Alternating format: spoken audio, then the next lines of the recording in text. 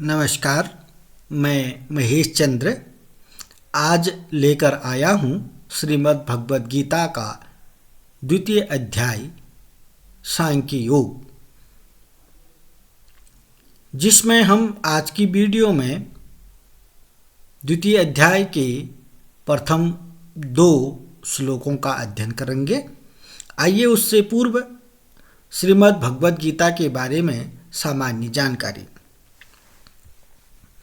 श्रीमद् भगवद गीता सामान्य रूप में आप गीता भी सुनते आए हैं, तो श्रीमद् भगवद गीता अगर आप गीता का नाम लें तो उसका नाम है श्रीमद् भगवद गीता, जिसमें 18 अध्याय हैं और आपके पाठ्यक्रम में यानी कि बीए छठे सेमेस्टर संस्कृत विषय के छात्र छात्राओं के पाठ्यक्रम में श्रीमद् भगवद गीता द्वितीय अध्याय है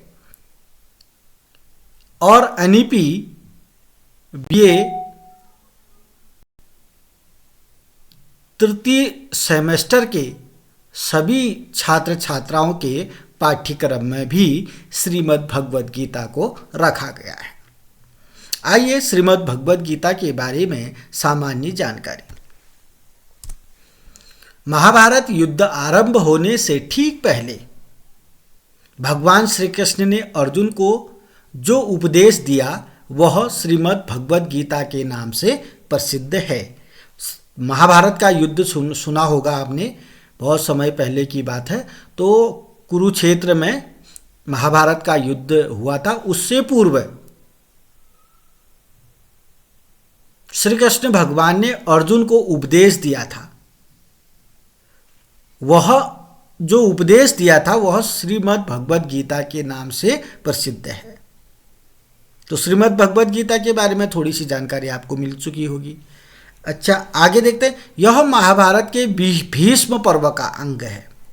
आपको बता दें कि जो महाभारत है उसमें 1.25 लाख श्लोक हैं और श्रीमद् भगवद गीता जो है उसी महाभारत का एक अंश है। महाभारत में 18 पर्व हैं, उसमें से एक पर्व है भीष्म पर्व। तो भीष्म पर्व से लिया गया है श्रीमद् भगवद गीता। इसमें 18 अध्याय हैं और 700 श्लोक हैं। अगर हम पूछें कि श्रीमद् भगवद गीता में कितने अध्याय हैं, कितने श्लोक हैं, तो श्रीमद् भगवद गीता में 18 अध्याय हैं, 700 श्लोक हैं। श्रीमद् भगवद गीता महाभारत के किस पर्व से लिया गया है? तो श्रीमद् भगवद गीता महाभारत के भीष्म पर्व से लिया गया है। आज से लगभग 5168 वर्ष पूर्व पहले गीता का ज्ञान बोला गया। तो जो श्री कृष्ण भगवान ने अर्जुन को गीता का उपदेश दिया था वह दिया था आज से 5100 यानी कि 5168 वर्ष पहले की बात है। आपने सुना होगा एक संजय है, महाभारत के युद्ध में आपने संजय का नाम सुना होगा, बहुत कम लोगों ने सुना होगा।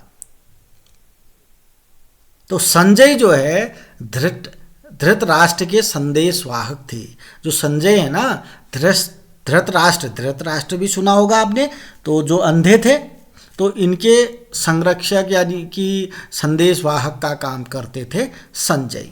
तो महाभारत युद्ध होने से ठीक पहले भगवान श्री कृष्ण ने अर्जुन को जो उपदेश दिया वह श्रीमद् भगवद गीता के नाम से प्रसिद्ध है। यह महाभारत के भीष्म पर्व का अंग है। इसमें 18 अध्याय हैं। आपके पाठ्यक्रम में द्वितीय अध्याय लगा हुआ है, इसलिए आप द्वितीय अध्याय का अध्ययन करेंगे, सभी श्लोकों का अध्ययन करेंगे। श्रीमद् भगवद गीता में 700 श्लोक हैं और यह जो है यह उपदेश कब दिया गया था? आज से लगभग 5168 वर्ष पहले। संजय जो नाम आता है वह धृतराष्ट्र के संदेशवाहक थे। चलिए, पहला जो श्लोक है संजय उवाच, पहले श्लोक को संजय ही बोलते हैं, इसलिए मैंने आपको संजय नाम पहले ही सुना दिया। संजय कौन थे? धृतराष्ट्र के संदेशवाहक थे, संरक्षक थे। तो संजय बोल रहे हैं पहला श्लोक, संजय धृतराष्ट्र को बता रहे हैं। क्या बता रहे हैं? तम तथा कृपयाविष्टम अश्रुपूर्णाकुलेक्षणं विषीदन्तं इदं वाक्यम उवाच मधुसूदन।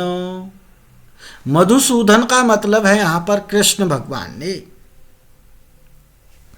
इदम वाक्यम उवाच, इदम मने यह, वाक्यम मने वाक्य, उवाच मने कहा। यहाँ पर भी उवाच लिखा है। संजय ने कहा,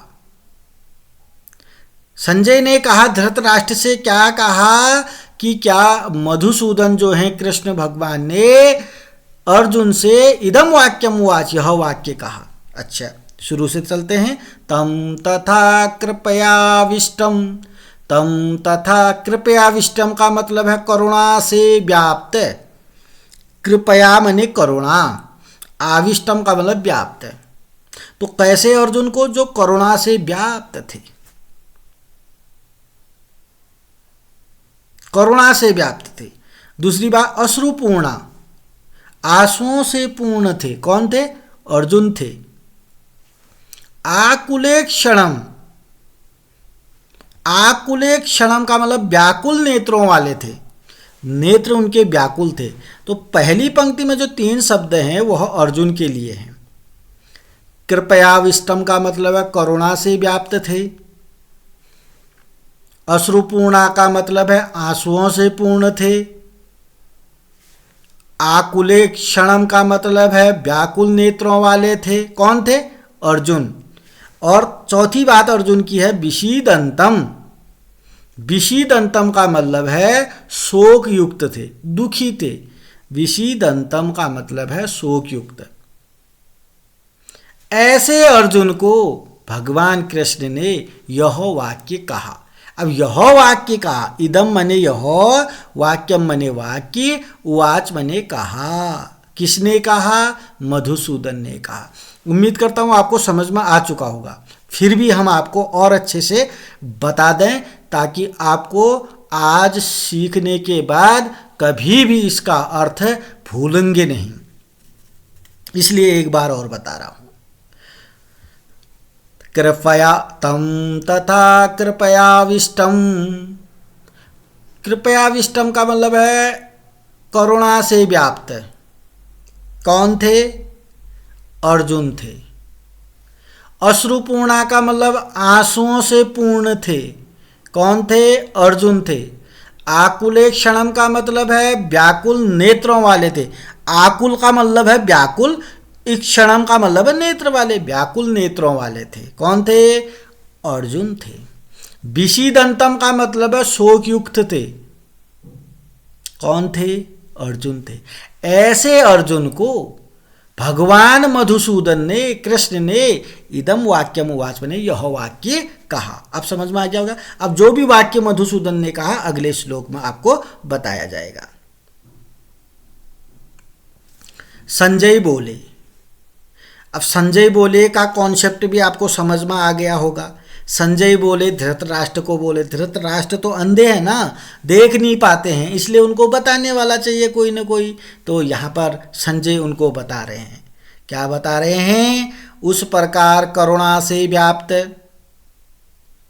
और आंसुओं से पूर्ण तथा व्याकुल नेत्रों वाले शोक युक्त उस अर्जुन ने के प्रति भगवान मधुसूदन ने यह वाक्य, यह वचन कहा। चलिए, एक सवाल आता है यहाँ पर कि कृपया आविष्टम, करुणा से व्याप्त अर्जुन है। क्यों है करुणा से व्याप्त अर्जुन? अर्जुन जैसे तीर चलाने वाले, तीरंदाजी, ये करुणा से व्याप्त क्यों है? क्या आपको मालूम है करुणा से व्याकुल क्यों है? आंसुओं से पूर्ण क्यों है अर्जुन? व्याकुल नेत्रों वाले क्यों हैं अर्जुन? शोक युक्त क्यों है अर्जुन? क्यों है? क्यों अर्जुन को श्री कृष्ण को समझाने की आवश्यकता पड़ रही है? अब आ गया महाभारत, अब आ गया श्रीमद् भगवत। इसलिए ऐसा अर्जुन दुखी क्यों हैं, व्याकुल नेत्रों वाले क्यों हैं, करुणा से व्याप्त क्यों हैं, आंसुओं से पूर्ण क्यों हैं? इसका उत्तर है कि उनको अपने भाइयों से युद्ध करना है। तो भाइयों से युद्ध वह नहीं करना चाहते हैं। अब इतना बोल रहा हूं, इसका मतलब है वर्तमान परिप्रेक्ष्य में आपको जाना पड़ेगा। और आजकल के भाई सगे एक ही मां के कोख से पैदा हुए भाई जब वह ग्रस्त जीवन धारण कर लेते हैं, यानी कि 30-35 आगे को उनकी उम्र बढ़ जाती है, तो वह एक ही मां के कोख से जन्म लेने वाले भाई कितना लड़ते झगड़ते हैं। और यहाँ पर अर्जुन इसीलिए दुखी हैं क्योंकि उनको अपने भाइयों से लड़ना है। कौन से भाई? सके भाई नहीं है, वो चचेरे भाइयों से लड़ना है। ये सीखना है हमको इससे। इसीलिए उनको अपने भाइयों, चचेरे भाइयों से लड़ना है, युद्ध करना है। इसीलिए वह करुणा से व्याप्त है, इसीलिए आंसुओं से पूर्ण हैं, इसीलिए व्याकुल नेत्रों वाले हैं, इसीलिए शोक युक्त हैं। ऐसे अर्जुन को श्री कृष्ण भगवान यह वाक्य कहा। श्री कृष्ण भगवान ने ऐसे अर्जुन को इदम वाक्यम उवाच, यह वाक्य कहा। क्लियर? अब आपको सब कुछ आ चुका होगा इस श्लोक के बारे में। और एक चीज है, पढ़ना नहीं आया होगा। और पढ़ना संस्कृत मत समझिए, इसको हिंदी जैसा पढ़ लीजिएगा। मैं एक बार और पढ़ देता हूं, उसके बाद मेरे तरफ से आपको पढ़ना भी आ जाना चाहिए, इसका अर्थ भी आ जाना चाहिए।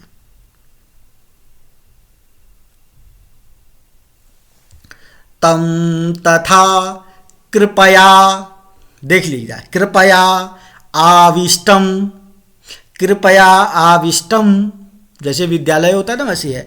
कृपया आविष्टम अश्रुपूर्णा, अश्रुपूर्णा मौ से अ ले लेंगे, अश्रुपूर्णा आकुलेक्षणम, आकुलेक्षणम व्याकुलेक्षणम, ठीक है ना। आकुले अश्रुपूर्णा, ठीक है। विषीदंतम, विषीदंतम इदम, इदम मने यह वाक्यम, वाक्यम उवाच, मोम उ है, उवाच, उवाच ये भी है, उवाच मधुसूदन। मधुसूदन का मतलब क्या है यहाँ पर? श्री कृष्ण भगवान, ठीक है ना। चलिए आगे चलते हैं। अभी भी अगर आपको समझ में नहीं आता तो कमेंट बॉक्स में लिख दीजिएगा, लेकिन पूरी बात अगर ध्यान से सुनेंगे, आप सोचते हो वीडियो को आगे बढ़ा दें, एक बार ज़रूर सुन लीजिएगा। जितनी मैंने इसके बारे में बोला, अगर आपने पूरा सुना तो 100% आएगा। मैंने 2 बार 3 बार भी बता दिया है। और ये सोचेंगे कि वीडियो को आगे बढ़ा लेते हैं तो नहीं आएगा भाई। तो आप जान लीजिएगा। और आप केवल संस्कृत बीए 6ठे सेमेस्टर के छात्र छात्राओं के लिए ही नहीं, अपितु सभी के लिए है ये। मैंने जितना बताया उससे भी ज़्यादा सीख सकते हैं आप इसमें। आप अपना दिमाग लगा सकते हैं कि इस श्लोक से वर्तमान परिप्रेक्ष्य में और क्या क्या सीखा जा सकता है। चलिए आगे देखते हैं। अब देखा आपने, संजय ने बोला कि भगवान मधुसूदन, श्री कृष्ण भगवान ने अर्जुन को यह वाक्य बोला, तो श्री भगवान उवाच, देखिएगा, श्री भगवान उवाच। श्री भगवान कौन है यहाँ पर? कौन है भगवान? कृष्ण भगवान है।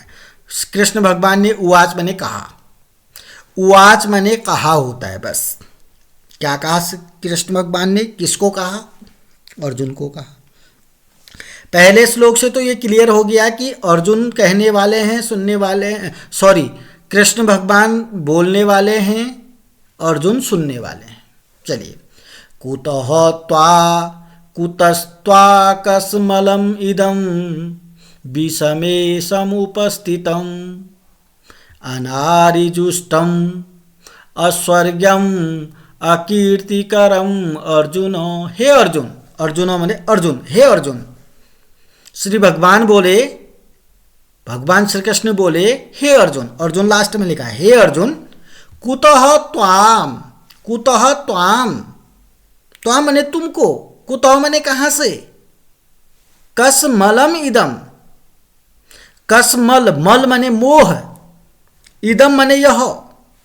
हे अर्जुन, विषमे समुपस्थित, विषम, विषम यानी कि असमय, समुपस्थित माने उत्पन्न हो गया। हे अर्जुन, तुम्हें यह विषम समय में, असमय में कहाँ से, कुतो माने कहाँ से, यह मोह उत्पन्न हो गया है। अर्जुन को इस समय युद्ध करना था, लेकिन अर्जुन अपनी ताकत को दिखाने को छोड़ करके क्या है, आंसुओं से लथपथ है, दुखी है, व्याकुल है। इसलिए पूछा जा रहा है भगवान के द्वारा, हे अर्जुन, तुम इस असमय समय में, असमय में तुम्हारे पास यह मोह कहाँ से आ गया। कुतो मने कहाँ से, कुतो मने कहाँ से, कसमल मने मोह, मल मोह, इदम मने यह, विषमे समुपस्थित मने असमय में, विषम समय में, कि विपरीत समय में तुम्हारे अंदर ये मोह कहाँ से आ गया है। पहली पंक्ति समझ में आ गई होगी। कुतः माने कहाँ से, त्वाम माने तुमको, कसमल माने मोह, मल मोह, इदम माने यह, विषमय माने असमय में, समुपस्थित माने उपस्थित हो गया है। अर्जुन माने अर्जुन, हे अर्जुन, भगवान श्री कृष्ण बोलते हैं, हे अर्जुन, तुम है यह असमय में, विपरीत समय में, ये गलत समय में यह मोह कहाँ से उत्पन्न हो गया है। इससे तुम्हें अनारिजुष्टम, क्योंकि यह जो मोह है अनारिजुष्टम, श्रेष्ठ पुरुषों द्वारा आचरित नहीं किया जाता। यह श्रेष्ठ लोगों के लिए अच्छी बात नहीं है। अनारि जुष्टम का मतलब है श्रेष्ठ लोगों के द्वारा आचरण में नहीं लाया जा सकता। ये जो मोह, ये जो मूर्खता आ चुकी है तुम्हारे अंदर, ये विषम परिस्थिति में, यह श्रेष्ठ लोग आचरण में नहीं ला सकते। अनारि जुष्टम का मतलब है श्रेष्ठ लोगों के द्वारा ऐसा आचरित नहीं किया जा सकता। अगला है अस्वर्गम, इससे न तो स्वर्ग की प्राप्ति होगी, जो तुम इस समय मोह को धारण किए हुए हो, ये असमय में मोह को धारण किए हुए हो, इससे तुम्हें स्वर्ग की प्राप्ति नहीं होगी। अस्वर्गम का मतलब है, आप पहले एक शब्द देख लीजिएगा, अस्वर्गम, और यहाँ से लेंगे मो से अस्वर्गम। अस्वर्गम का मतलब न स्वर्गम, स्वर्ग की प्राप्ति नहीं होगी, न तो यह स्वर्ग देने वाला है। अकीर्तिकरम, न तो यह कीर्ति को करने वाला है। कीर्ति जानते हैं, यश। हे अर्जुन, ये विपरीत समय में, ये असमय में तुम्हें मोह कहाँ से आ चुका है। यह श्रेष्ठ पुरुषों द्वारा आचरित नहीं किया जाता है। अनारि, आरि मतलब श्रेष्ठ होता है, और माने नहीं किया जाता, यानी कि श्रेष्ठ पुरुषों द्वारा ऐसे काम नहीं किए जाते। कैसे काम? सही समय में मोह को प्राप्त होना। मोह क्या है? मूर्खता है। विपरीत समय में कैसे हो गया? यहाँ जहाँ युद्ध करना है तुम ऐसे आंसुओं निकाल रहे हो, ये श्रेष्ठ लोगों के लिए अच्छी बात नहीं है। क्लियर हो गया होगा। स्वर्गम, जो तुम कर रहे हो ना, इससे स्वर्ग की प्राप्ति भी नहीं होती है, और मनुष्य का अंतिम लक्ष्य होता है मोक्ष, स्वर्ग की प्राप्ति। ये चीज़ें ध्यान रखने योग्य चीज़ें हैं, लेकिन तुम्हें इससे स्वर्ग की प्राप्ति भी नहीं होगी। अकीर्तिकरम, तुम्हें इससे कीर्ति भी नहीं मिलने वाली, इसलिए तुम्हें न कीर्ति मिलेगी, तुम्हें न स्वर्ग मिलने वाला है, न ही यह श्रेष्ठ लोगों के द्वारा आचरित किया जाता है, आचरण में लाया जाता है। फिर भी तुम्हें यह असमय समय में यह मोह कहाँ से उत्पन्न हो गया है? क्लियर हो गया है। श्री भगवान बोले, हे अर्जुन, तुझे इस असमय में यह मोह किस हेतु से प्राप्त हुआ है? क्योंकि न तो यह श्रेष्ठ पुरुषों द्वारा आचरित है, न स्वर्ग को देने वाला है और न कीर्ति को करने वाला ही है। कुतः त्वाकस्मलम् इदं विषमे समुपस्थितम् अनार्यजुष्टम् अस्वर्गम् अकीर्तिकरम अर्जुन। सारे शब्द आपको पढ़ने भी आ गए होंगे, तो अर्थ भी आ चुका होगा।